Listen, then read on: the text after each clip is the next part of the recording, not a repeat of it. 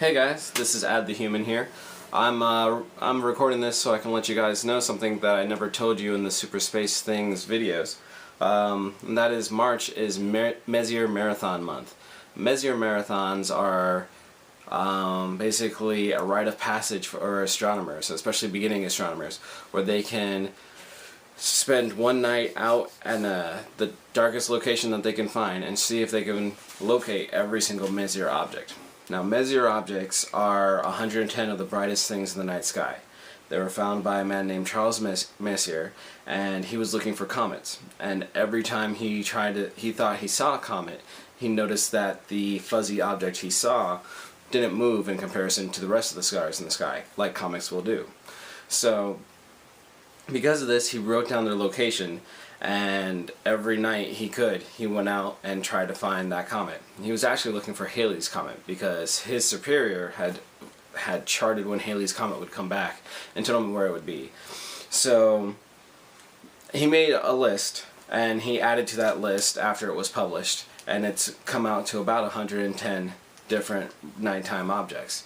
Now, in March, it is a great time in the sky, or a great time at night, for these objects to be fully shown all the way through the night. I'm going to edit that out. Now in March, the night skies are perfect to see every single Messier object all in one night.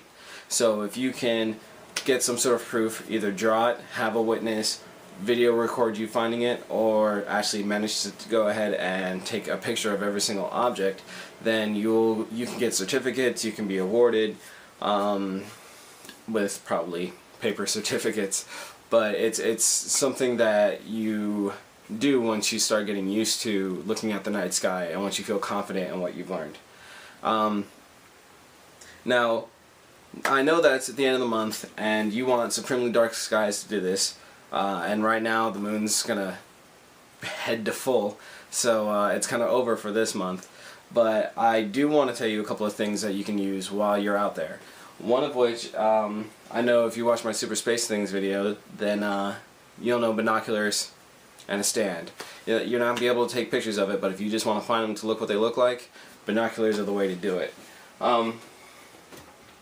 I also recommend that you get some sort of atlas, some sort of star guide. Now I have this star guide, it's cool, kinda, I actually haven't read through it, I just kinda look at it for the maps in the back. Also, if you're gonna read books, which I recommend you do, because if you get a screen, if you get an iPad screen, they are bright as hell when you're out there at night. They are bright as heck when you're out there at night. And they kinda mess up other astronomers that may be around there with you. So, one thing that I picked up while I was out in Lowell Observatory, also the reason why we went out there was because it was going to be super dark. I wanted to see the Lowell Observatory for my birthday, and we got a car that could get up there. And while we were up there, I bought this. And I don't know if that's going to focus, but it's the Audubon Society Field Guide to the Night Sky. And I think it's really good. Not only do they have maps of the night skies, and but they also have what they look like. So if you're looking at this and you're like, I can't really see anything, I agree. I have a hard time trying to see what the hell I'm actually looking at. But it's nice because when you're in a night sky, when you're in a dark location, you will see so many stars that it will be hard to tell what the constellations are. I know the point stars are supposed to be really bright, but it's still hard to see. So it kind of gives you a general idea of what you're looking at. And not only that, but then it's got images from Voyager and the Mariner missions from our different objects out.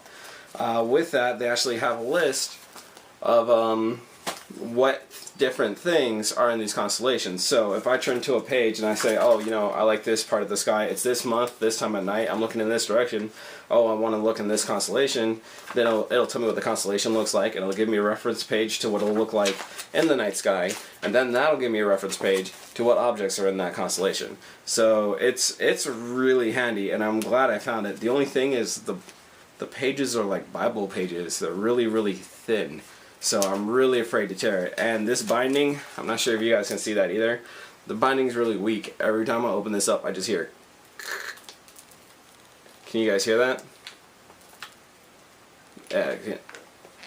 Let me. Anyways, if you can't hear it, it sounds like I'm breaking the book. I probably should not have done that. But, ooh, pretty. But one thing I like about it is when this, it looks like when this was made, it was used with dumbed down enough technology where it will look like what you want to, it'll look like what you actually see while you're out there. Sorry. It'll look like what you actually see while you're out there. I picked my nose last scene. I sure you didn't want to see that. Actually, I didn't pick it. I just rubbed it because it itched a little. Well, that's really it. I just wanted to do a quick update. Oh, one thing.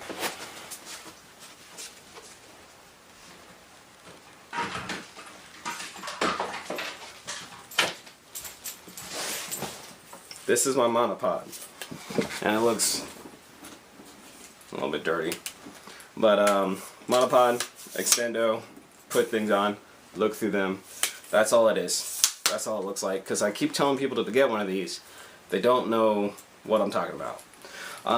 But that's it for me. If you want to hear about different space things that I enjoy, that I think are funny, add me to your Twitter. It's ADtheHuman. Or if you just want to care about, if you just want a weekly update about what things are happening in the news, SuperSpaceThings is, and by news I mean space news. SuperSpaceThings, either on Twitter, my Facebook, or just catch the YouTube channel every time you get, or whenever you can.